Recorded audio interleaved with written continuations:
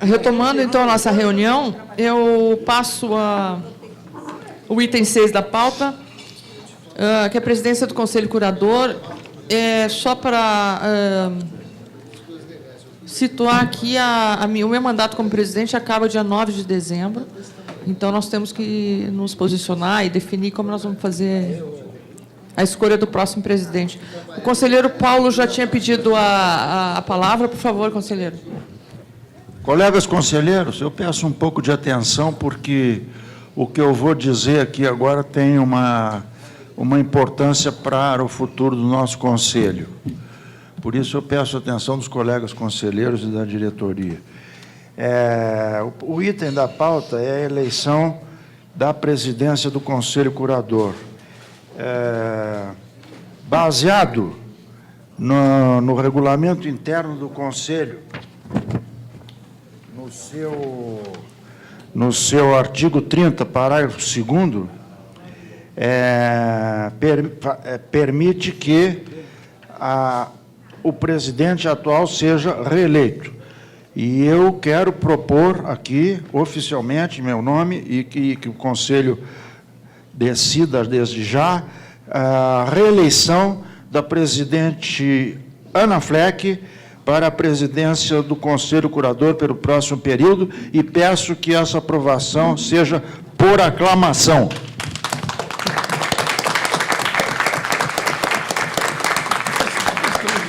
Aprovado por unanimidade. Obrigada, gente. Eu realmente, assim, eu não vou chorar que nem a Regina, porque ainda não estou saindo, eu estou ficando, né, Regina? Mas eu agradeço e acho que a gente estabeleceu uma maneira de trabalhar colegiada e participativa. Eu acho que a gente deve isso à RBC, à comunicação pública. Então, vamos trabalhar mais um pouquinho junto. Eu agradeço de coração, tá? Eu estou entendendo que a reeleição inclui a Heloísa, a vice. Pois é. O mandato da Heloísa continua, ela continua como vice ainda. Não, ela não. Eu não sei como é que vocês querem fazer isso, porque também ela não está presente, então eu não sei. Esperar ela vem em dezembro. Ela vem em dezembro. Eu espero que ela venha. Não sei. É que o mandato dela não terminou, ela termina dia 9. Achei positivo. É você, pronto.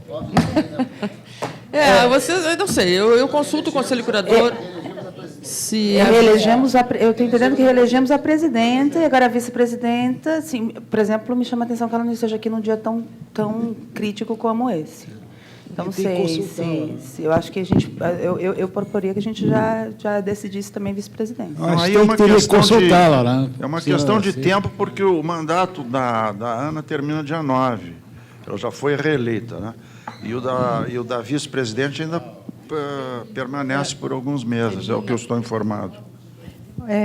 Eu gostaria de falar, porque nós temos um consenso e um convencimento, e até era uma preocupação, em assegurar a continuidade do trabalho que a Ana vem fazendo, e isso pautou algumas conversas anteriores, mas essas conversas não foram extensivas à vice-presidência, porque não é da mesma forma que nós estamos enxergando essa renovação por aclamação. É uma coisa que nós estamos dedicando à figura da Ana, e eu acho que nós temos que discutir até lá qual vai ser o nome para a vice-presidência. Sem dúvida. Fiquei numa saia justa agora. Eu acho assim, também ela aceitou ser vice-presidente na época porque eu convidei. Teria que consultar. Foi consultada, ela me disse, não, se você quiser continuar, eu continuo e tal. Mas aí vai depender do conselho. Eu estou entendendo que vocês estão fazendo uma homenagem a mim, né? Não é verdade? Sem dúvida. Ela não vai compartilhar. Automaticamente. Por favor, Rosane. Eu acho que a gente poderia encaminhar da seguinte forma. Vamos considerar a eleição da Ana como presidente. A vice, além dela não estar, pode ter outros candidatos e outras candidatas para vice, né? Então, eu acho que a gente vai fazendo as conversas, podemos chegar na reunião de dezembro e, quem sabe, tomar a mesma atitude que tomamos, reencaminhamos aí também para vice, para fazer um processo. Ou podemos ter um processo de votação. Então, eu acho que a gente para aqui esse processo e vai fazer as conversas, a articulação, até porque não venceu o mandato, né? E aí a gente conversa na próxima reunião. Eu vou falar com ela, então, vou relatar o que aconteceu. E como ela não estava presente, também ela não pôde se posicionar pessoalmente. Precisa ser consultada. Exatamente. E precisa saber se tem outras candidaturas, né? Então, eu faço isso normal. e a gente se comunica, como a gente tem se comunicado facilmente, tá? Eu agradeço mais uma vez e vamos ao trabalho, né? Obrigada, gente. Obrigada mesmo. Bom, vamos entrar, então, no nosso... o Nelson quer 2 minutos. Nelson, se você não cumpriu os 2 minutos... Vamos lá. Só 3 informes aqui. Primeiro, que eu e Ana estivemos em Washington por ocasião da 22ª Conferência dos Public Broadcasters Internacionais e para recebermos de lá a sede do próximo evento, que vai acontecer de 26 a 28 de novembro do próximo ano, no Rio de Janeiro, e já aproveito para convidar todos os conselheiros para participar desse evento que se realizará lá e que acho que é muito importante e num momento muito apropriado, na minha visão, para que a gente consiga, trazendo os principais radiodifusores públicos do mundo aqui, construir aquilo que a gente quer, que é demonstrar a importância da comunicação pública e com o objetivo de fortalecer a nossa própria comunicação pública aqui no Brasil, extensivo para a América Latina, que é, inclusive, uma demanda da própria entidade. Em segundo lugar, queria dizer que nós conseguimos, eu havia mencionado que a gente estava batalhando por uma emenda de receita no orçamento federal, no valor de R$400 milhões, a título da receita da nossa contribuição de fomento à radiodifusão pública, tendo em vista que ela não havia sido contemplada como receita para o ano que vem, e informo que o relator acolheu parcialmente o valor de R$117 milhões e 100 mil.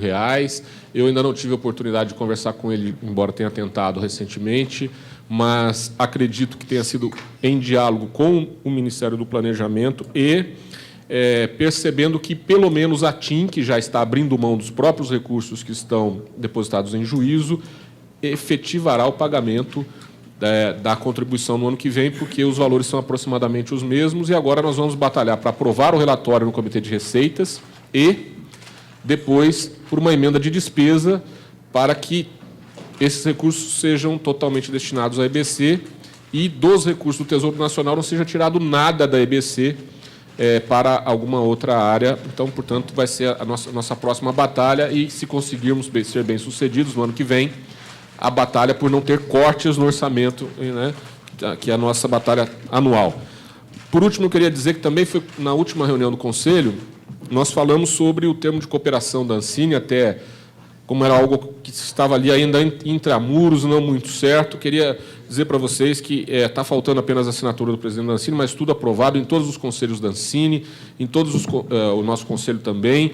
Queria dizer que o Mário Borghetti está aqui, foi a principal figura da construção desse acordo, que vai permitir que a comunicação pública esteja 310 horas de conteúdo da produção independente, distribuída os recursos financeiros de forma igualitária por todas as 5 regiões do país, e nós vamos agora construir a formação do escritório das unidades regionais que vão formatar os projetos para fazer a seleção desses conteúdos da produção independente. Então, portanto, são esses 3 informes das questões que a gente tem. E agora, ele, né, na Secretaria do Audiovisual, certamente vai zelar muito para que isso seja efetivamente implementado. Ok, vamos entrar, então, na nossa pauta de... Sim. Não, apenas comemorando o que o presidente Nelson acabou de enunciar aqui, a presidenta Dilma deverá fazer um lançamento público deste programa, são as linhas do Fundo Setorial voltadas, as várias linhas do Fundo Setorial, dentre elas haverá uma linha especialmente dedicada a TVs públicas, e isso está, pela primeira vez na história deste país. Isto, então, portanto, vai ser objeto de um grande evento com a presidenta que a data não está ainda fechada, pode ser ou 19 ou 20. Então, ninguém ouviu essa comunicação do presidente Nelson. Está na internet? Está ao vivo pela internet. Muito bem. Atenção, povo brasileiro. Então, é o seguinte, ainda há uma informação, portanto, que ainda não está com divulgação pública, então eu pediria comemoração discreta do que o presidente acabou de anunciar aqui. Obrigado. Obrigada, Mário. Ao vivo pela internet? Bom, eu disse que você tinha a voz, mas... Eu fui filmar, eu falei que eu tinha que ficar calado. Não, eu falei que estava sendo transmitido. Bom, o modelo da próxima consulta pública para a escolha dos novos conselheiros. Como todos sabem, no final do ano termina o mandato de 4 conselheiros e uma conselheira. Nossos valorosos conselheiros João Jorge, Murilo Ramos, Zé Martins, Daniel Arão Reis e a nossa conselheira Maria da Penha. Importante lembrar que até a designação de novos nomes, os conselheiros continuam exercendo os mandatos normalmente. Após 2 consultas públicas já realizadas para a escolha de novos integrantes do Conselho em 2010 e 2012, e após uma audiência pública realizada no dia 14 de outubro no Rio de Janeiro, proponho que tentemos chegar hoje aqui a uma formatação sobre a maneira de edital para essa eleição. O documento de apoio à consulta pública entregue pela Secretaria do Conselho Curador elencou os principais pontos em discussão, que já foram debatidos várias vezes por nós, em audiência pública, etc. Eu abro a palavra para os conselheiros. A tentativa é que nós possamos fechar um modelo hoje. Hoje não tem consulta até o dia 30? Nós aqui, eu estou falando o nosso modelo. Entendeu? Porque, senão, essa discussão fica infindável. Isso é uma experiência nossa já antiga. Eu passo a palavra, então, para os conselheiros que quiserem manifestar sobre o tema.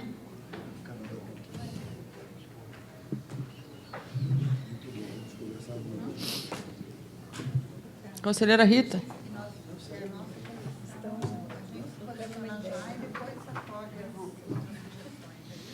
Nós tivemos várias sugestões naquela audiência pública do Rio de Janeiro. Então, nós temos que montar um modelo que na opinião dos conselheiros, atenda melhor ao nosso... Como critérios de etnia, critérios regionais, critérios, etc. Nesse sentido, né? Então, o que foi proposto naquela audiência já está incorporado como sugestão para a construção desses critérios, né? Não.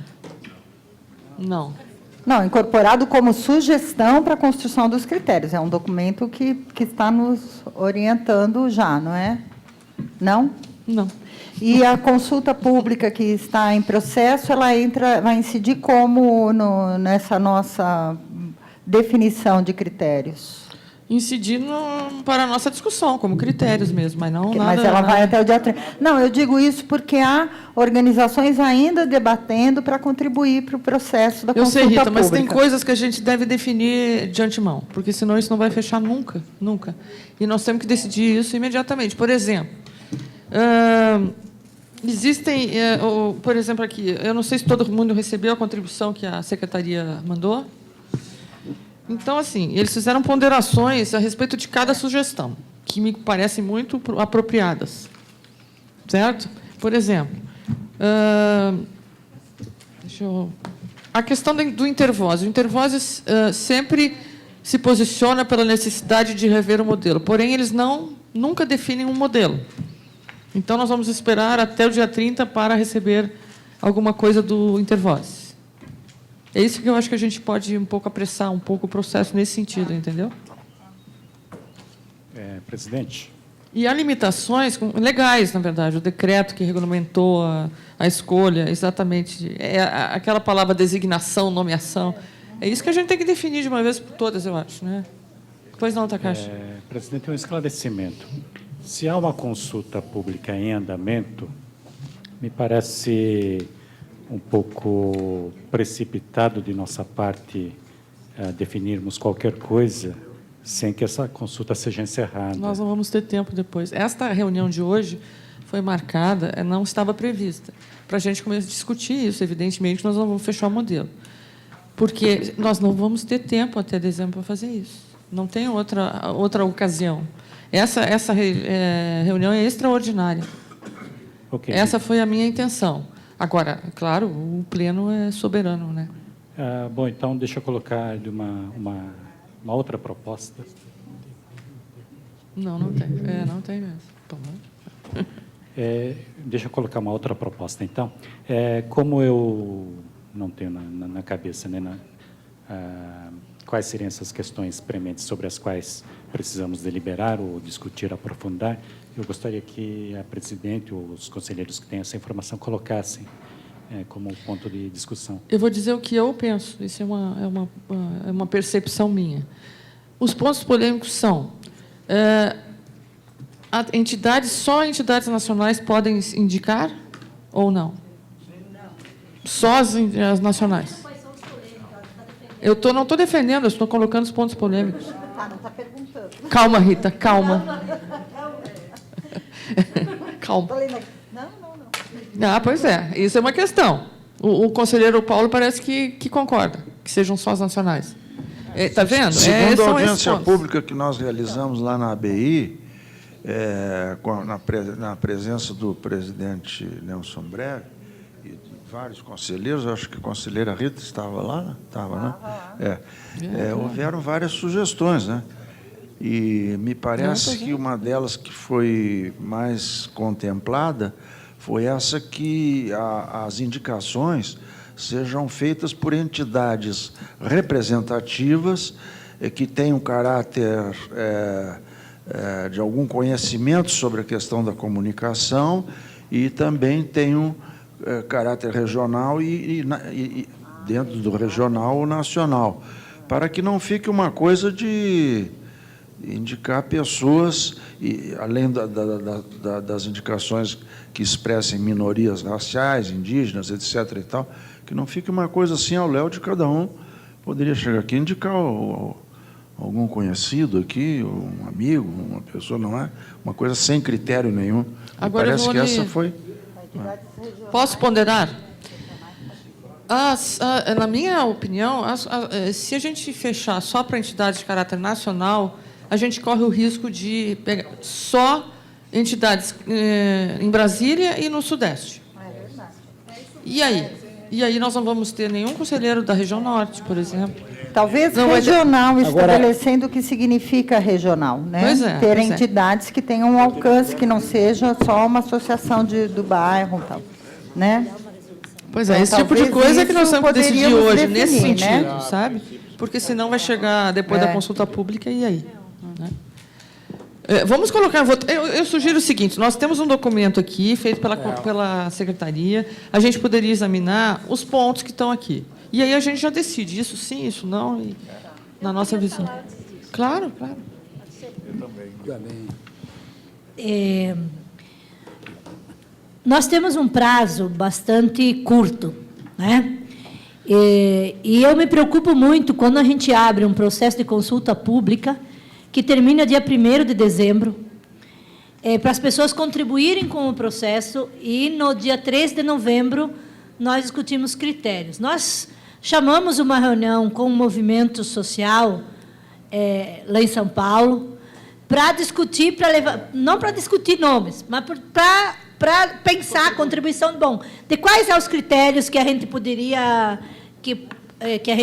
ter presente. Então, o primeiro cuidado que eu acho que a gente tem que ter, nós podemos ir ao documento, mas como nós temos um processo de consulta pública, não pode ser uma resolução desta reunião este processo. Então, essa é a primeira questão.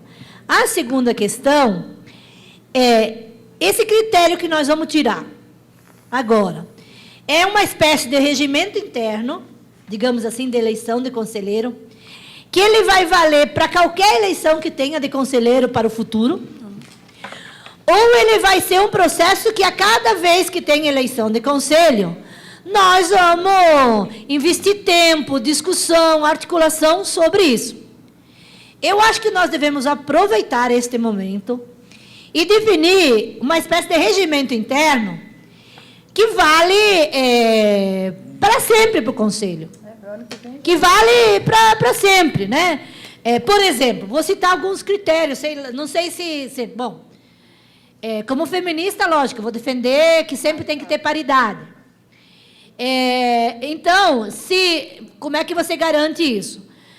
Que você tem que garantir critérios sobre a questão da representação de raça. Então, por exemplo, o João Jorge sai, não tem como na próxima indicação não ter alguém que tenha essa representação.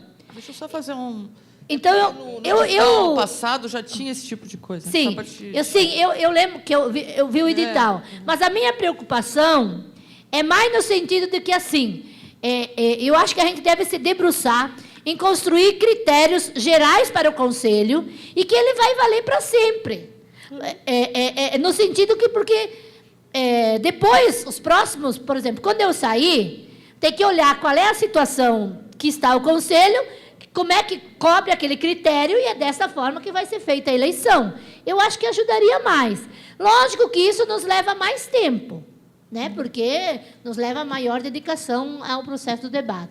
Então, essa discussão, se é só para 4 ou se é para posterior. Tá, eu concordo contigo plenamente, só que eu acho o seguinte, talvez para ser mais efetivo, mais facilitar o debate, talvez a gente possa pegar o edital da eleição passada, porque ali já havia critérios, não é?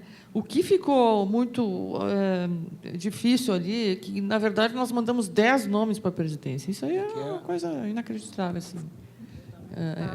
Né? Então, isso é uma outra coisa que nós temos que definir, nos posicionar, na verdade. Quantos nomes o Conselho vai mandar para a presidência? 1 para cada vaga, 2 para cada vaga, 3 para cada vaga? É isso. Na eleição passada, presidente, me permita a parte, já havia um critério estabelecido, que poderá continuar a ser cumprido. A única coisa realmente que criou certa dúvida aqui foi o excesso de gente, de nomes. Foram 10 grupos, né? Exatamente. 10 grupos, 10 grupos de pessoas que aquilo foi um... E, com esse excesso de número, acabou, inevitavelmente, digamos assim, porque a decisão, sendo a decisão final de indicação a sair no Diário Oficial, ser feita pela Presidência da República, ela se tornou bastante difícil de ser desvendada lá, me parece. Então, diminuiu o número de pacotes, vamos dizer, de indicações aí, que até no início se falava em 6, né? Depois passou-se para 8 e, de repente, foram 10. Não, ao contrário. Eu não acho que ficou em 8, eu não lembro exatamente. Mas foi um impasse isso aí, realmente. Eu acho que nós temos que nos posicionar aí, assim, sabe? Então, entidades que 3 por vaga ou alguma coisa do gênero. No início eram apenas 3 indicados, era muito pouco, mas... A outra coisa que nós temos que pensar é o seguinte, em nenhuma dessas audiências públicas se discutiu o papel do Conselho nessa questão. Só a indicação das pessoas. E aí, o Conselho? Qual é o papel do Conselho nisso? Né? Você vai falar? O que nós vamos fazer? Aliás, tem uma sugestão sua que eu faço questão de colocar no edital, que é a questão das cotas. A política de ação afirmativa. Desculpa. Isso eu acho que é uma ideia... Desculpa, atropelei, mas é que eu acho tão importante que eu acho que isso a gente tem que colocar mesmo. Bem, da última reunião para cá, eu analisei bastante as propostas e quero sugerir apenas 3 itens. Alcançar a equidade de gênero. Praticar a política de ação afirmativa para os afrodescendentes, com recorte na juventude. E representação indígena. Tudo isso está aqui. Se não for feito isso, o Conselho vai continuar tendo uma subrepresentação de vários setores de brasileiros que se comunicam. Então, principalmente, se for dado às organizações sindicais ou de setores o poder de escolher e de indicar gente. O Conselho perderá essa função que tem de pluralidade, de diversidade, e será um campo de batalha com relação às questões de comunicação no país e com relação às questões de comunicação dos trabalhadores dos meios de comunicação. Eu penso que é importante ter representação dos trabalhadores. Eu penso que é importante ter representação de comunicadores, mas também é importante ter representação de juventude, de homens e mulheres negros e negras, representação indígena e mais presença de mulheres nesse conselho.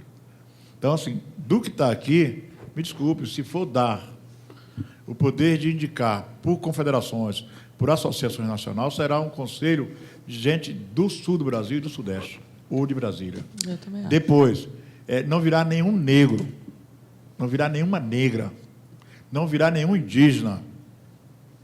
E a presença de mulheres irá diminuir para 0. Então, assim como a EBC, eu estou falando do sistema. A indicação será de homens, e provavelmente homens brancos, e homens brancos de 2 estados do Brasil. Não vou nem entrar no mérito dos estados. Mas eu penso que a EBC pode dar um passo adiante. Falei isso na outra reunião. Pode ser a primeira empresa de comunicação do país a praticar aquilo que define o Estatuto da Igualdade Racial, um instrumento recente, moderno, de praticar a política de ação afirmativa. Hoje tem uma pessoa negra nesse conselho, ou pardo, ou mestiço, no que seja. Mas pode ir 4 vagas, pode vir 2. E se vier 2, pode ser um da juventude. Essas mídias de periferia que estão fazendo comunicação bacana. Precisa ver TV, rádio, milhares de pessoas. Tem aí o pessoal do funk de ostentação, com 30 milhões de acessos. Isso não é comunicação? E, no caso da população indígena, a mesma coisa. A atuação de vários setores da população indígena nas redes sociais. Não estou falando de jornais do sul do Brasil, de 150 anos de centro. Estou falando de população indígena atuando na comunicação aqui e ali. Então, na realidade, o Conselho pode dar um passo adiante se, de tudo isso que nós vimos aqui, que está nesse documento, colocar a questão das entidades regionais, mas com foco Nordeste, Norte e Centro-Oeste. Alcançar a equidade de gênero. A questão das políticas para aumentar a presença negra aqui. E assegurar a presença de, pelo menos, um representante indígena nesse Conselho. O Conselho seria do Brasil. Ainda não é, mas seria um passo importante. Fora daí, é melhor indicar logo que as organizações de comunicação venham e tomem todo o Conselho na parte da sociedade civil. Ô, João, uma parte. Concordando com as tuas palavras, devo lembrar, embora não vamos aprofundar muito nesse assunto, hein? Não, só uma parte a ele, a fala dele. Já passarei para você, 1 minuto só. Da vez passada, havia 2 indígenas, mulheres, por sinal, nas listas, que, infelizmente, não foram escolhidas, né? E as novas conselheiras, todas que vieram na última safra, são mulheres, 4. Né? Bem, ótimo. Então, agora eu passo adiante. Se uma dessas vagas for indígena, terá que ser alguém indígena e que atue na área de cultura, comunicação, de religião, de alguma coisa. O que eu estou falando é que, quando eu cheguei aqui, havia um representante indígena. Tinha, exatamente. Depois deixou de ter. E agora, com 4 vagas, que é uma oferta maior 5. do que a anterior, quando a gente teve que escolher... 5 vagas. Poucas vagas. Não é possível aí você, na realidade, retornar à presença dos primeiros habitantes do Brasil. Conselheira Rita? Quero ir completamente na direção da fala do conselheiro João Jorge e dizer que eu acho que nós deveríamos, já para essas vagas, estabelecer realmente cotas para a presença afro-brasileira, porque não é mais alguém. E nós não podemos pensar que essa presença é um representante, como se fosse um setor, um departamento do Brasil que precisa de uma representação. A gente precisa ampliar essa presença negra no Conselho. E, então, acho que a paridade, hoje, eu ouvi o Nelson dizendo, num debate do Legislativo, do Conselho de Comunicação, que a gente tinha conseguido a paridade, isso incluindo os ministérios. Tal. Acho que a gente tem que estabelecer a paridade de gênero nas indicações da sociedade civil. Então, são... Trocar um homem por uma mulher dá certinho. Trocando um homem por uma mulher? Nós 2 não contamos aqui, eu e você. Não. Como assim? Nós não somos sociedade civil, não. Então, mas a gente quer ampliar, né, Tem uma a brincadeira. presença das mulheres. Rita, você tem que ter mais senso de humor, Rita. Brincadeira. Não, mas eu não estou conta... com mau humor diante da observação. Mas uma preocupação que deu para sentir nos diálogos que a gente teve com movimentos, com as organizações, nessa reunião com a Rosane, é que a sociedade civil quer, de fato, incidir nas escolhas do Conselho. E, portanto, até a discussão do modelo estava expresso em algumas propostas da última audiência, isso também foi considerado numa reunião, mas o que se quer, na verdade, é que se encontre uma forma de que a sociedade civil indique, o Conselho respeite o que a sociedade civil indicar por mecanismos e que a escolha da presidenta Dilma recaia sobre as indicações e as escolhas do Conselho. Então, como nós vamos fazer isso, eu acho que é uma decisão que poderia ser construída até a próxima reunião do Conselho. A método para que essa decisão que saia daqui seja realmente a decisão que vai ser tomada no momento da nomeação. Então, pode ser que a indicação de menores, de um número menor de nomes resolva. Agora, os critérios para a indicação dos nomes, eu acho que eles têm que ser claros, sim, com relação aos critérios que o conselheiro João Jorge trouxe, e que se pense nas regiões, elas não podem estar ausentes no Conselho, e também tem a questão da acessibilidade. Então, aí a gente já vai tendo um leque de urgências, de demandas, né, do Conselho. Paridade de gênero para a sociedade civil já precisa resolver nessas vagas. A acessibilidade, nós temos a conselheira Maria da Penha saindo. Então, nós precisamos pensar nisso. Se queremos ampliar a presença afro-brasileira, nós temos aí que definir a presença de, pelo menos, 2 conselheiras negras, para ajudar já no critério de gênero, né? Então, acho que esse cálculo, para contemplar, são coisas que foram colocadas na última audiência. Eu acho que ele pode ser feito também para a próxima reunião do Conselho, para que se estabeleça isso no edital, né? Bem claramente, quais são as vagas que se quer preencher e com que perfil a gente quer preencher essas vagas. Eu gostaria, então, de contribuir com esses perfis. Acho que esse Conselho não pode correr o risco de uma ação entre amigos, se é que vocês me entendem. Entendem? Uhum. Tá. Então, nós temos que ter cuidado também com isso, e nós temos que ter gente do mercado de televisão, se for o caso, um empresário que nem o conselheiro José Martins, que está saindo, pessoas com visões diferentes que possam contribuir com a televisão, com as rádios, com o conteúdo. Tá certo? Não é isso? Nós não podemos ficar aqui falando entre amigos só porque a gente não constrói, eu acho. Essa é uma posição minha, tá? Nos cuidados apontados na audiência do Rio de Janeiro,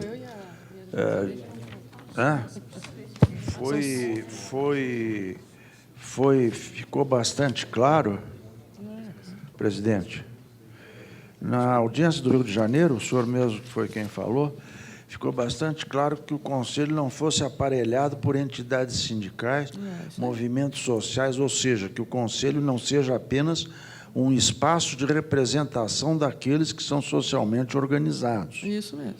Tá? Isso está bem claro entre os cuidados que foi discutido isso lá. Exatamente.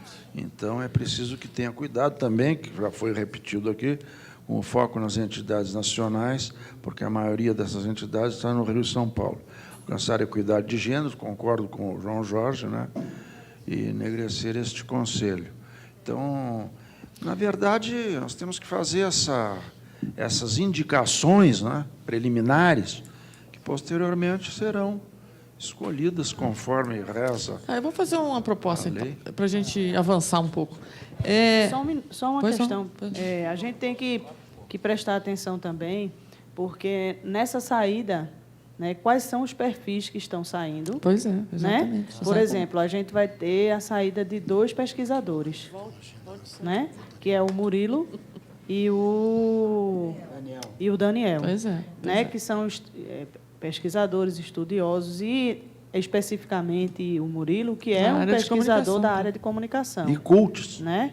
Então, assim, isso é uma questão que a gente também precisa observar como é que está essa configuração, né? E lógico, eu estou concordando com a proposta do conselheiro João Jorge plenamente, né? Mas a gente tem que observar... Uma outra questão que me ocorre agora é a questão da regionalização. Tem que ter um de cada região, no mínimo, né? No mínimo. Pois é. Saem 2 do Nordeste. E daí vai ficar somente eu. Só a IMA que tem, né? Eu, que sou do Nordeste. Da região Norte, que é IMA, que só tem uma. Você tem uma. Nós 3 somos do Nordeste. Fortaleza, Recife e Salvador. Bahia, Pernambuco. Representação indígena, geralmente vem Poderia repetir quem é que está região saindo? norte, né? Pois não. Conselheiro Murilo, Maria da Penha, o Zé Martins, o Daniel e... Esqueci. E o João Jorge, desculpa. São 5. Tá. Mas eu acho que os próprios conselheiros que estão saindo talvez pudessem assim, indicar, identificar, sugerir alguma coisa, né? Oi. Veja, na realidade, essas indicações temáticas que eu fiz, tem sempre gente, entre negros, indígenas, pessoas com necessidades especiais, pesquisadores, que pode vir para isso. Lembrar, um dos maiores pesquisadores da comunicação no Brasil é o Joel Zito, que é um negro. E fez um trabalho Federal aqui. da Bahia é referência. Entendeu? Então, não é falta de pessoas negras, indígenas, ou que debatem sensibilidade para estar nesses lugares, porque senão vai dizer assim, não pode ser esses e esses por isso. E acho que em 5 vagas pode até ter tudo isso. É o que eu dizia sempre para Luiz Motti, da Bahia, da comunidade gay. Olha, Zumbi era uma mulher, ele tinha uma necessidade especial na perna e foi um guerreiro impressionante. Mas não pode. Sim, qual é o problema de Zumbi ser uma mulher? Qual é o problema de Zumbi ser uma mulher homossexual? Qual é o problema de Zumbi ser uma mulher homossexual e tem uma necessidade especial de se locomover? Zumbi só pode ter sido homem, negro, grande, igual um hércules. Então, isso é um estereótipo. Então, o que eu estou dizendo é que qualquer desses setores, indígena, nordestino, ou nordestina, ou necessidades especiais, ou negros, nós vamos encontrar pessoas com esses perfis que nós estamos vendo aqui. O que eu estou indicando é que o Conselho continue tendo a firmeza que Maria da Penha trouxe, ou o debate que Daniel trouxe para aqui, e, ao mesmo tempo, a independência para dizer, olha, presidente Nelson, é assim, olha, diretores da EBC, é assim, olha, Nereide, precisa ser assim, precisa ter essa pauta, para que continue com vitalidade. Conselho sem vitalidade é melhor nem existir. É isso mesmo. Aliás, o senhor vai fazer muitíssima falta aqui. Mas eu vou continuar ajudando. Então tá bom. Tá bom. Mas eu acho mesmo que os conselheiros que já sabem qual é a nossa necessidade podem ajudar nesse processo. De identificar, Mas seria importante que passassem pelo processo de consulta pública, né? Todos os nomes que vão ser indicados, Evidente. Não, o processo nunca vai ser perpassado, é só no sentido de indicar ou de sugerir nomes ou alguma coisa do gênero. Para as entidades, é claro, não é para nós, é para as entidades. Eu vou sugerir o seguinte, então, para a gente ser mais prático. Exato. Não, assim, eu vou sugerir o seguinte, que eu e a secretaria, a gente pega o edital do ano passado, ou da eleição passada, vê o que atende, o que não atende, completa com as sugestões dos conselheiros e passa. Nós temos que esperar até o dia 30, mas, de qualquer maneira, a gente já pode ir discutindo sobre isso. Aí faz uma minuta básica e aí a gente constrói. O que vocês acham disso? Atende? A gente aprova a minuta final na reunião do dia 11 de... Porque aí já vai ter terminado a consulta pública. Daí a gente aprova e faz o processo. Aí também já seria interessante a secretaria... Passar antes. Seria também já pensar o calendário. Nesta proposta... Guilherme, você está... Nessa proposta, já pensar o calendário. Nessa proposta que a secretaria... Bom, se nós aprovamos no dia 11 de dezembro, que é a próxima reunião, que período até período vai o processo aberto das entidades? Construir um processo também que daí a gente já aprova o bloco como um todo na reunião. Só lembrar, então, a proposta que eu fiz tinha o critério regional, que é o que está previsto na lei, né, a questão da equidade de gênero, as políticas de ação afirmativa para afrodescendentes e a representação indígena. Certo. Tá? Me parece que dá 5 itens, não é isso? E acessibilidade. Entre esses vai vir também, como subcritério, que haja também pesquisadores, que haja também, entendeu? Mas esses são critérios vitais. Tá? Pode coincidir de vir uma pessoa da comunidade indígena que também seja um pesquisador da comunicação na sua forma e tudo, né? Então, completaria esses setores que hoje estão saindo, ou daí essa abrangência que nós estamos falando. São 5 critérios, não sei se o Guilherme está anotando. Lá. Hein? Freneticamente. Pronto, obrigado. Guilherme, senta aqui, senta aqui. Se vier... Isso. Se tiver que ter 2 indicações de afro-brasileiros, uma delas deverá ser dessa juventude negra que está fazendo isso. Está fazendo os blogs, claro, as TVs comunitárias, as rádios comunitárias, entendeu? Porque aí foi a queixa.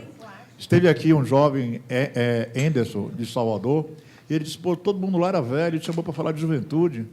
Por que não tem juventude no Conselho? E juventude no Conselho seria a juventude da periferia. Eu me considero jovem, mas é óbvio que não sou visto assim. Nós somos jovens que estamos aqui. Mas ele reclamou de que parecia que era uma velha guarda, né? Mas que ele, em vez de reconhecer que a gente está fazendo um esforço, não é? O problema é que somos jovens há mais tempo, né? Então... Mas eu queria fazer só uma sugestão da questão das entidades que indicam.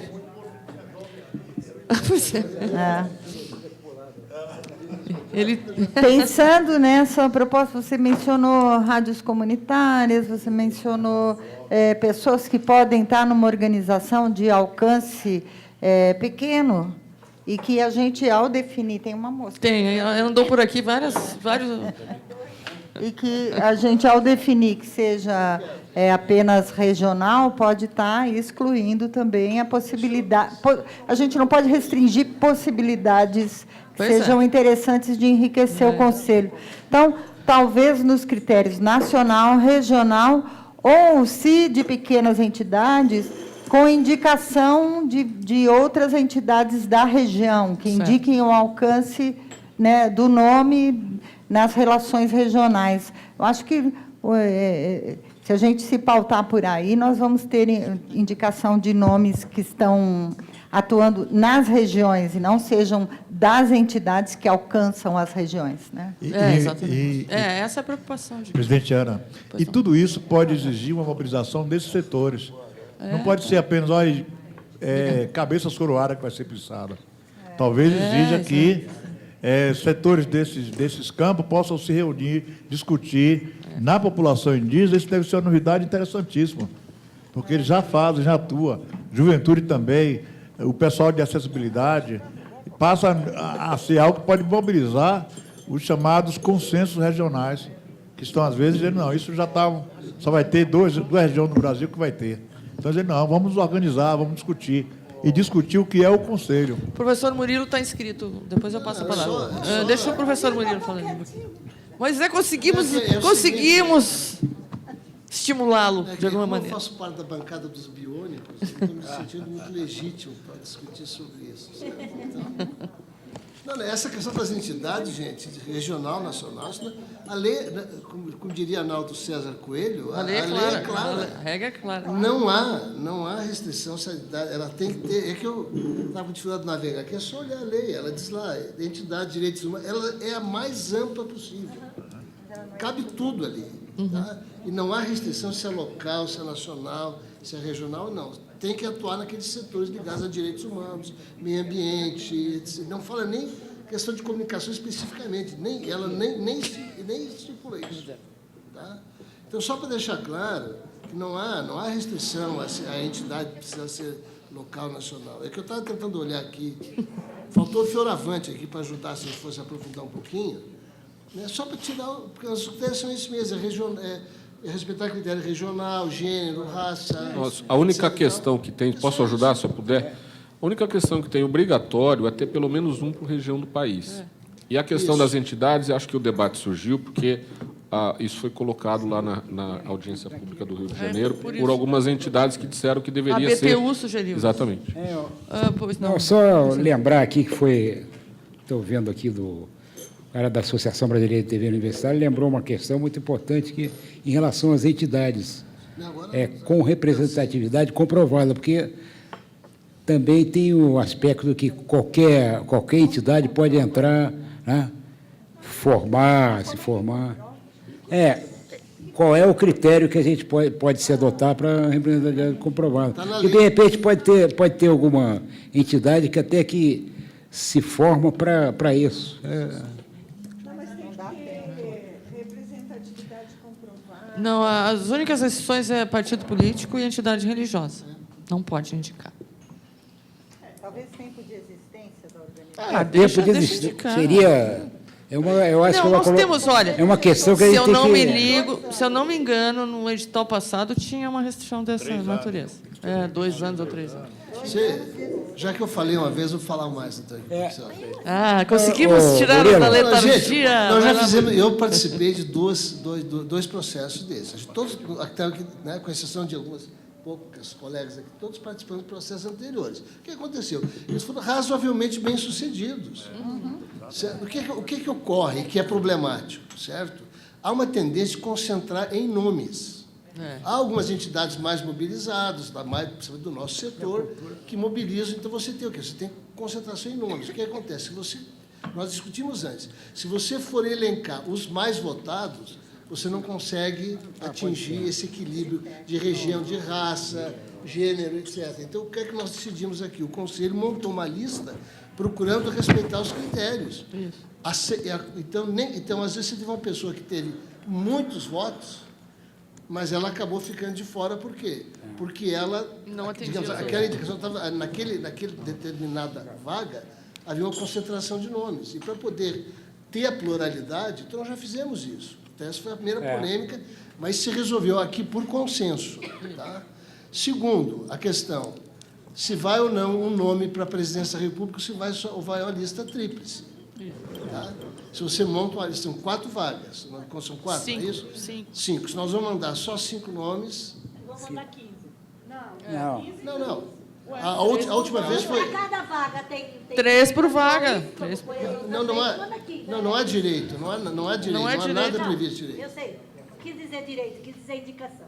Não, você tem que mandar 5 nomes. Se você encontrar 5 nomes que atendam os critérios dos que estão saindo, edital, etc., manda os 5 nomes. O que nós fizemos na primeira vez foi mandar uma lista tríplice.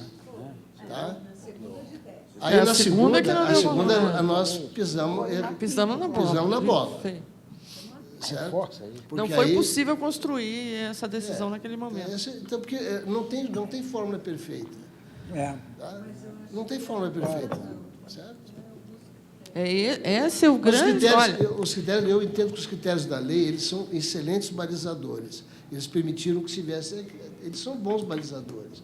O restante, puxa vida, é fazer a consulta e depois, por consenso... A grande questão é essa. Eu vou ser bem sincera. Eu acho que a grande polêmica sempre é essa questão. Quantos nomes vamos mandar para a presidência? Na eleição passada, não se conseguiu chegar num consenso. E nós sabemos todos por quê. Eu não vou repetir aqui. Então... Eu não sei. Depois eu te conto. Eu realmente... Depois eu vou... Mas tudo bem. Depois eu conto. Então, eu acho que a partir de agora nós temos que nos exponear mais assim. Vai ser assim e vai ser assim. E vou botar em votação, 5 vagas, 7 nomes. Para ir porque precisa ter também uma margem mínima. 5 vagas, 7 nomes. Bom, isso nós temos que definir e vai ter que ir para a eleição no voto. Ok? Acho que a gente tem que exercitar o máximo consenso. Não existiu consenso, a democracia, sim, você exercita o máximo, não vai a voto. É isso mesmo. Não tem escolha. Na primeira vez foi assim, a gente tentou o consenso, não deu, a gente foi para o voto. Claro. Montamos as listinhas, montamos as listinhas. Na segunda vez. Na terceira vez nós vamos definir melhor isso. Né? Tenho certeza, né? Tá certo? Tá certo? Vamos embora? Vamos nessa? Bom, então ficamos assim. A gente constrói o modelo inicial, assim, para a gente poder mexer e tal, e passa para os conselheiros até de 10 dias antes? 15 dias antes? Dá tempo, né? Não tem como passar 15 dias antes, porque se a seleção termina dia 30, é verdade. vocês têm que esperar a seleção, fazer a síntese da seleção. E a reunião é dia 11, não tem esse tempo hábil. Mamão com açúcar, isso. Já vai estar tudo pronto, quase. Só enxertar aqui. 5 de dezembro, a secretaria acha viável, né, Guilherme? Eu te ajudo. Bom, então o modelo proposto foi aceito, né? Assim que a gente vai fazer e tal. Quanto antes possível a gente distribui entre os conselheiros via e-mail e aí a gente fecha, tá bom? Eu tinha pedido... Nossa, são 10 para 6. Mas o nosso caro Adler, que é o... eu nunca sei as titulações. Só um pouquinho, deixa eu só terminar isso aqui.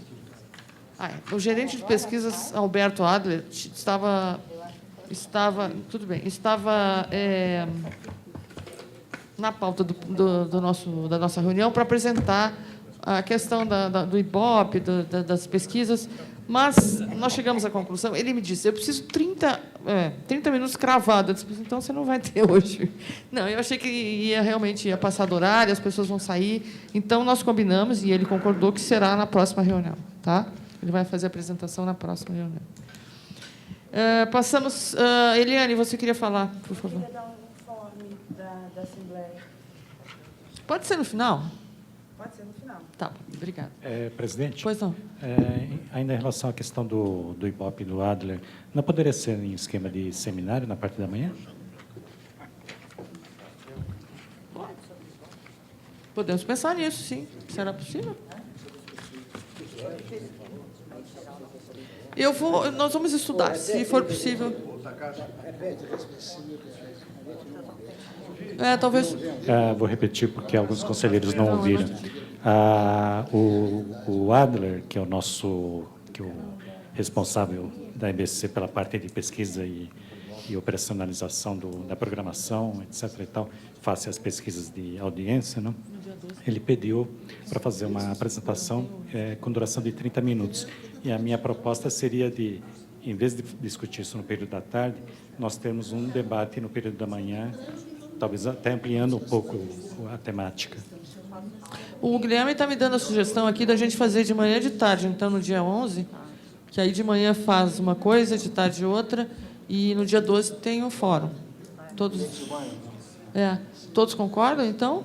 É só isso que eu ia lembrar, que a gente tem que agendar nosso roteiro no fórum, né? Dia 12. No dia 12, já está acertado? Não, é a proposta. Já foi quer dizer... Tem um roteiro de debate sobre direitos humanos e comunicação que foi passado para o Fórum de Direitos Humanos. Vai acontecer dentro do Fórum de Direitos Humanos como uma programação então, nossa agora dia 12. A sugestão do conselheiro Takashi é que a gente fizesse dia 11, de manhã e de tarde, é isso? Muito boa a sugestão. Não, desculpa, acho que eu me enganei em relação às datas. Eu pensei que a reunião do pleno fosse no dia 11, não é, né? Dia 12. Não, é dia 11. É dia 11. É dia 11 à tarde. Nossa. Takashi, vamos recapitular. Dia 11 é a nossa reunião normal do Conselho, dia 11 à tarde. Para contemplar a sua sugestão, a gente poderia fazer de manhã e de tarde, no dia 11. E dia 12, o fórum. O que vocês acham? Isso já está decidido. Já está decidido. Então tá bom. Certo? Dia 11 de manhã a gente faz o Ibope. Isso, pesquisa. E de tarde a gente faz a reunião. Como é que é? Já veio o alemão. Pois é. Só uma sugestão, se faremos um seminário sobre pesquisa de audiência ou sobre o Ibope? Não entendi. Para dar tempo para o gerente de pesquisa poder fazer a apresentação dele e a gente poder debater sobre isso. Porque as duas coisas juntas à tarde não vai dar tempo para grandes debates. Então, para a gente aproveitar. Não é um seminário sobre o tipo de pesquisa que vamos fazer. Ana, então vamos considerar que a reunião do dia 11, em vez de começar às 13, ela vai começar, 9h30 da manhã, e ela tem uma pauta. A gente começa fazendo esse debate. Se der tempo, quem sabe a gente pode fazer ainda outro tema na parte da manhã. É uma reunião de Sim, um dia inteiro. é isso mesmo. E não, porque senão a gente algumas pessoas podem dizer, então eu não vou no debate e vou para a reunião. Entendi. Não, a reunião é uma reunião que começa, vamos definir se é 9h30, se é às 10 e que termina a tal hora. Tá bom. Eu acho mais prudente, é verdade. Isso. É bom deixar bem explicitado, exatamente. Tá. Que mais que eu tenho? O negócio da Rádio MEC. O tema voltou a ser pauta do Conselho por conta de notícias de imprensa, etc, etc. Então, todos nós recebemos um artigo do diretor Eduardo Castro sobre isso. A Rádio MEC não irá acabar. Por favor. Não vai. Eu até me valho aqui do depoimento de quem esteve aqui no dia em que nós discutimos no seminário de programação, diretriz de programação. Se eu me lembro, a conselheira Eliane estava aqui, a conselheira Rita estava aqui, a presidenta Ana estava aqui, eu não me recordo se mais algum conselheiro estava, acho que o conselheiro Paulo estava também, o conselheiro Mário. Eu até fiz um teatrinho.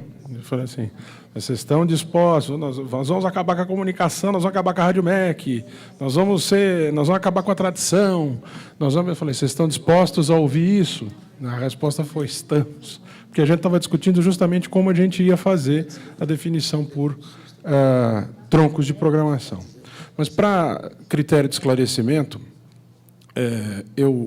esse texto que a presidenta pediu para distribuir, ele foi publicado hoje no jornal O Dia, no Rio de Janeiro, justamente na tentativa de esclarecer que não, a Rádio MEC não vai acabar, não, a Rádio MEC não vai deixar de tocar música clássica, não, a Rádio MEC não vai deixar de tocar música de concerto.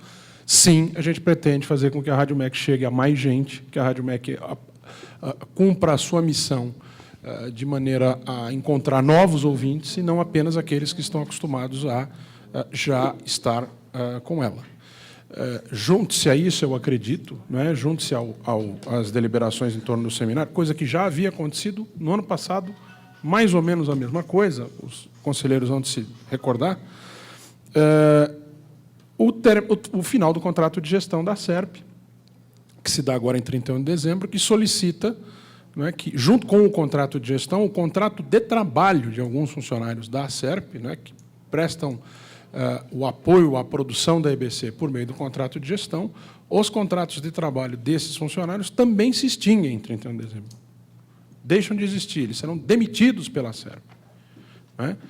E esses funcionários que faziam isso por intermédio do contrato de gestão estão sendo substituídos por funcionários concursados, mas, evidentemente, que pela especificidade, né, principalmente na apresentação e na produção de programas, nós também estamos contratando alguns desses profissionais como especialistas, conforme a lei prevê, conforme a lei nos permite. A lei não nos permite contratar um funcionário para o quadro do DBC que não por concurso público, mas ela permite que a gente contrate especialista, principalmente enquanto não houver no quadro do DBC correspondência. Alguns apresentadores de renome que a gente possa demonstrar a singularidade, nós podemos fazer a mesma coisa. Foi feita a oferta a um grupo, né, praticamente todos os apresentadores da Rádio MEC, um produtor e um apresentador não aceitaram.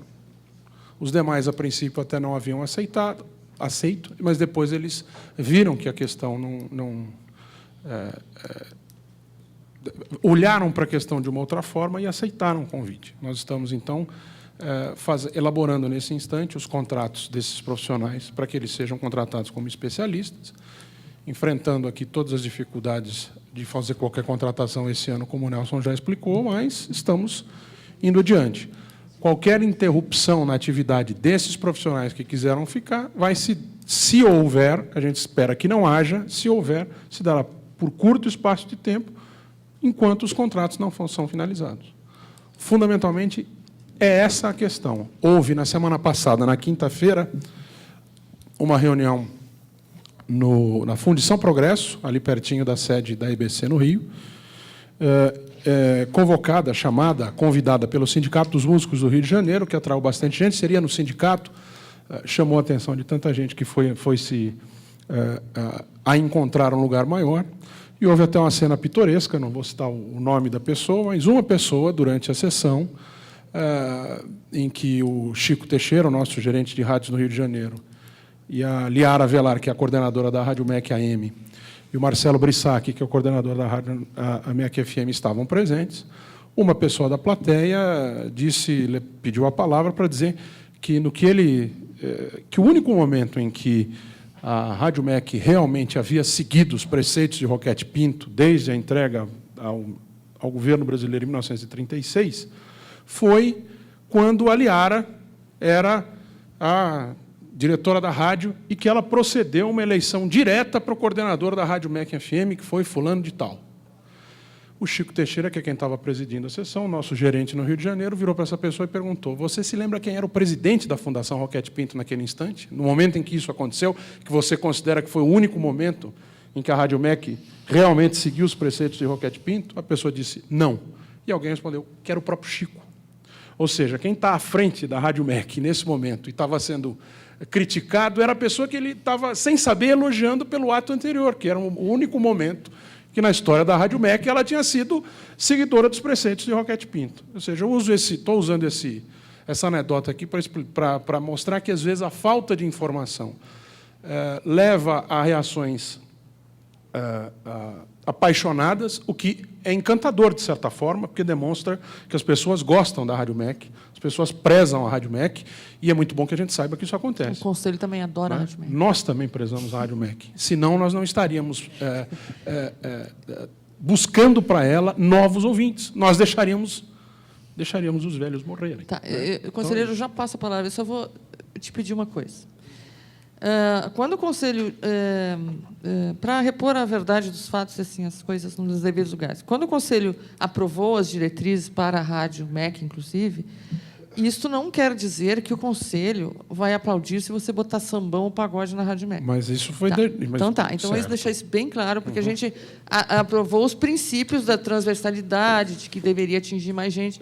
Isso é uma coisa. Então, agora, o que vocês vão fazer com a Rádio MEC, o Conselho não sabe. Eu só quero fazer um registro para dizer que é o seguinte, que a primeira rádio a tocar samba no Brasil foi a Sociedade do Rio de Janeiro, que é a predecessora da Rádio MEC. Vocês entenderam o que eu quis dizer. Mas eu vou fazer a leitura aqui, Ana, para que não haja nenhuma dúvida. Esse é o texto. Vamos por partes, senão o Conselho não aprovou isso. Aqui, não. Entendeu? Porque o Conselho não sabe... Eu vou ler o que o Conselho aprovou. Porque o Conselho não sabe o que vocês vão fazer, tá certo? Eu vou ler o que o Conselho aprovou.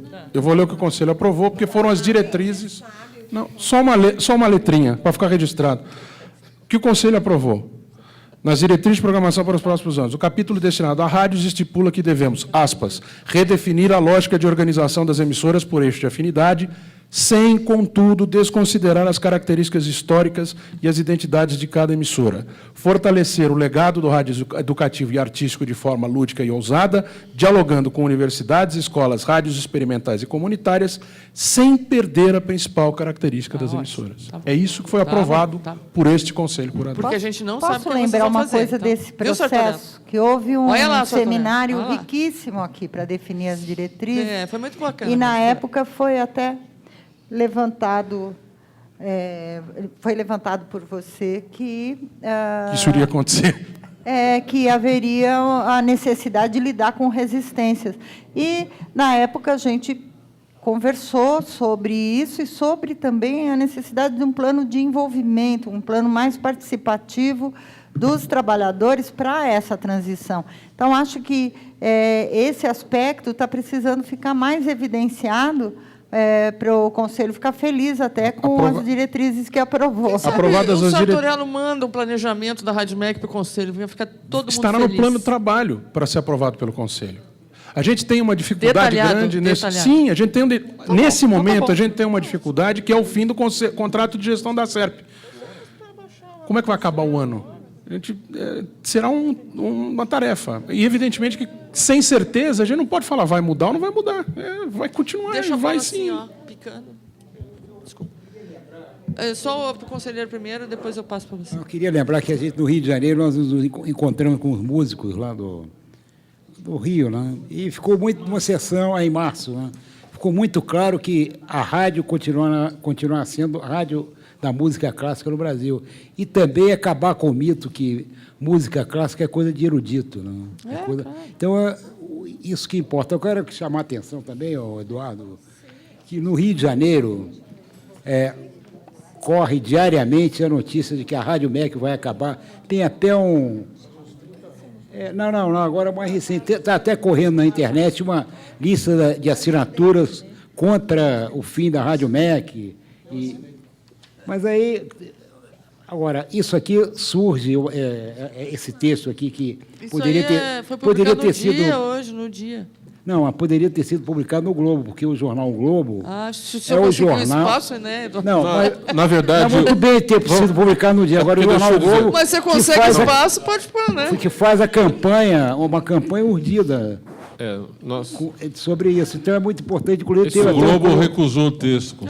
Então... eu fico satisfeita se publicar na Agência Brasil. Bom, não, estou dizendo que até como nós não temos um direito de resposta na nossa legislação, porque foi tirado, né? Seria o direito de resposta, até porque teve um colunista lá que jogou essa cascata, né? E que pega, né? O cara lê e fica sempre a primeira notícia. Tá, eu só queria fazer é muito importante assim, isso. Fazer um esclarecimento. Quando eu falei sambão, senão daqui a pouco começa a chover crítica.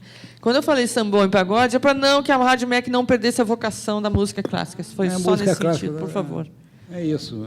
Posso lembrar uma coisa só gostosa de lembrar? Que no Dia da Ópera, na Europa, algumas orquestras saem para um campo público e começam a apresentar uma obra de maneira inesperada no meio das pessoas que estão ali presentes, para mostrar como as pessoas gostam muito de ópera e gostam muito de música clássica. É uma coisa tão bonita que eu acho que esse amor pelo que nós temos de herança de música clássica e tudo pode e deve continuar sendo estimulado pela Rádio MEC. Só o Sartorello, para dar um esclarecimento. Sartorello, rapidíssimo, você também, Ricardo, por favor, para a gente. Tá. Tá bom. Eu tenho duas coisas. Bom, boa noite, né, para todo mundo. Se apresente, por favor. Sou Mário Sartorello, assessor da Diretoria de Conteúdo e Programação. Desculpa. Então, boa tarde. A gente não jantou ainda. Conselheira Rita, a sua preocupação em relação... Eu lembro, a gente estava aqui no seminário, você estava presente. A primeira coisa que nós fizemos, depois que foi aprovado pela diretoria executiva da empresa, nós juntamos toda a nossa equipe aqui em Brasília no dia seguinte, no Rio de Janeiro, e apresentamos tudo que foi apresentado aqui no seminário para a nossa equipe. Então, isso foi feito de maneira transparente e com toda a equipe na redação, isso foi divulgado. Então, assim, os nossos funcionários têm total conhecimento de tudo que foi discutido naqueles dias aqui do seminário. Que a gente tinha saído aqui com essa ideia, né? A preocupação que a Helene tinha colocado de como chegar isso no chão de fábrica. Isso a gente faz, não só com isso, mas reiteradas vezes. Uma outra coisa que eu queria colocar, no plano da Rádio MEC FM, todas as preocupações colocadas estão aqui, Ana. Alcançar padrão de excelência de produção, programação e locução. Isso para todas as emissoras, mas a MEC FM. Ampliar o público ouvinte de outras classes sociais e faixas etárias mais jovens. Participação efetiva dos projetos de inclusão social através da música clássica. Foi o que a gente discutiu aqui. No Rio de Janeiro tem muitas organizações que fazem esse trabalho de inclusão nas comunidades através da música de concerto. E a Rádio MEC ser um ator importante nesse processo. Então, isso está tudo no nosso plano. Informação cultural e de serviços com maior qualidade e quantidade. Entendemos que o jornalismo na Rádio MEC FM também tem que ser ampliado, mas com um foco, talvez, no jornalismo cultural, no jornalismo que também converse com esse com esse perfil de programação. Cobertura de festivais, bienais e eventos externos de música clássica e afins. Ou seja, fazer parceria com projetos, com apresentações de orquestras sinfônicas. Nos 30 anos da rádio esse ano, vários concertos estão sendo dedicados à Rádio MEC FM. na comunidade do Alemão, em vários, isso já vem acontecendo. E aumentar a produção de programação experimental no campo da radioarte, ecologia sonora e paisagens sonoras, que é um outro campo da música clássica, pouco desenvolvido no Brasil, que nós discutimos aqui naquele dia, que há uma carência no Brasil de novas... a palavra ousadia ficou muito presente, né? A gente precisa ousar em formatos radiofônicos. E essa emissora também, através da música de concerto, do conceito de radioarte, com certeza a gente vai ter grandes possibilidades. Então, eu só queria trazer essas informações, que isso tudo está no nosso plano que foi apresentado aqui. Tá? Muito obrigada, Queria que Sartorello. incluísse no clássico o étnico também, né? Música clássica a gente toma só como uma música europeia, aí tem... Né, Sim, a muitas música clássica obras de arte que a vêm gente da chama hoje história das culturas. música de concerto, na verdade, né? Conselheiro João Jorge. Muito boa essa preocupação com a Rádio MEC e, ao mesmo tempo, com o fato de que ela vai continuar existindo. E lembrar duas coisas importantes. Foram as emissoras de rádio que começaram a tocar samba nesse país. E isso foi fundamental para que essa música, vindo de Angola e do Congo, se transformasse num símbolo da música brasileira. Então, existe música clássica de péssima qualidade, existe música clássica de boa qualidade. Existe samba e pagode de boa qualidade, de péssima Conselheiro, qualidade. eu já pedi desculpa. Eu não quis... Não, é só para a gente entender. É para não misturar, perder a vocação nesse sentido. E no caso específico da música clássica no Brasil, eu penso que a gente deveria substituir pela palavra concertos. Os concertos que envolvem os concertos de berimbau, o concerto do rumpilés, o concerto de percussão, o concerto de compositores de samba, e lembrar que a música clássica no Brasil, segundo Debré e os demais, era feita por negros. Os principais músicos da música clássica no Brasil, no Império, eram os negros. Até que a proibição imperial de que tivéssemos acesso aos instrumentos de corda, aos instrumentos de sopro, e pudéssemos ficar apenas na percussão. Mesmo dentro das igrejas católicas, extremamente segregadas, os principais músicos eram os negros no Império.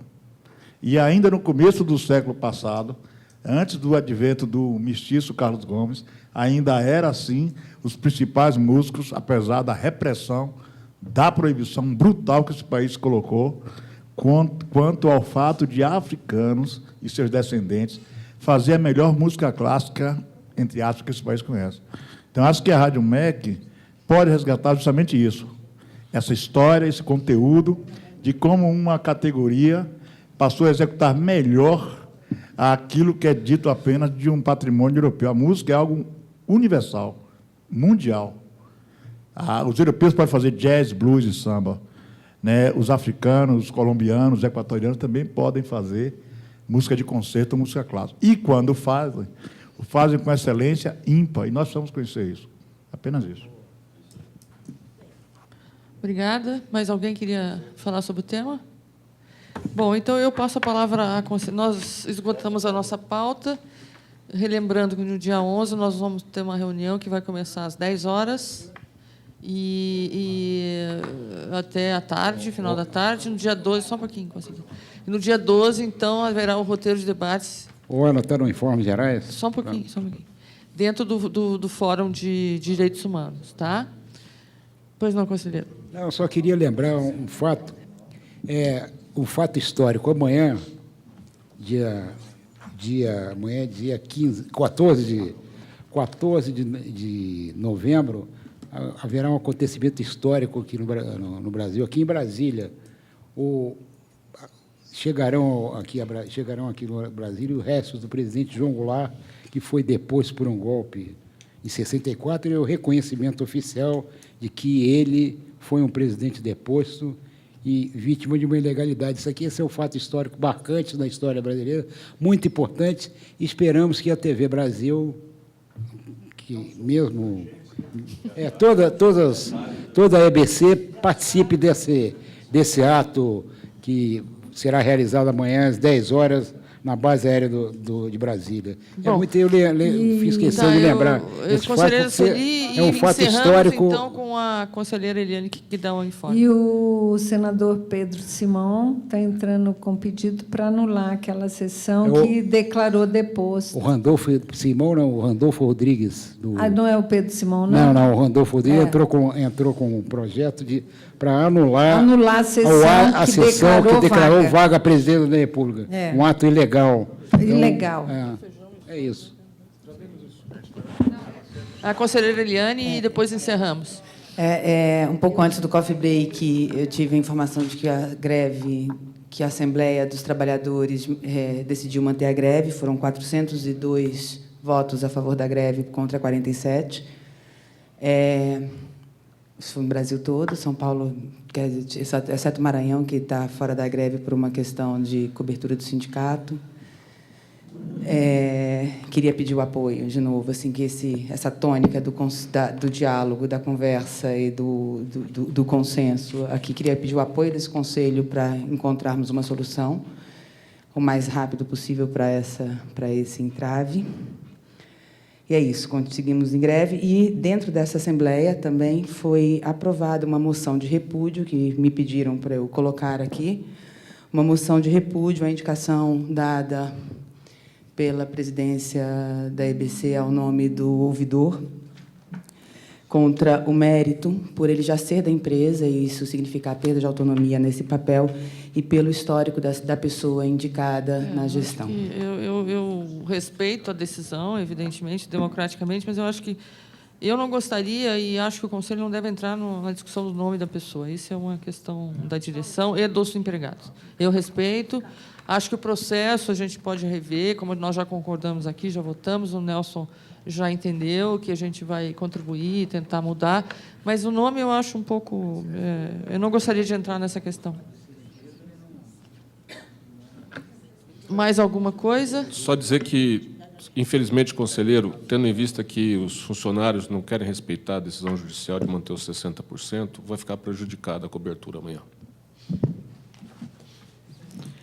Eu só digo o seguinte, eu vou sair daqui e vou tentar ainda de noite alguma... Se você me permitir, Nelson, se eu achar que o que a gente evoluiu, eu te procuro, tá? Obrigada, boa tarde a todos, boa noite aos internautas.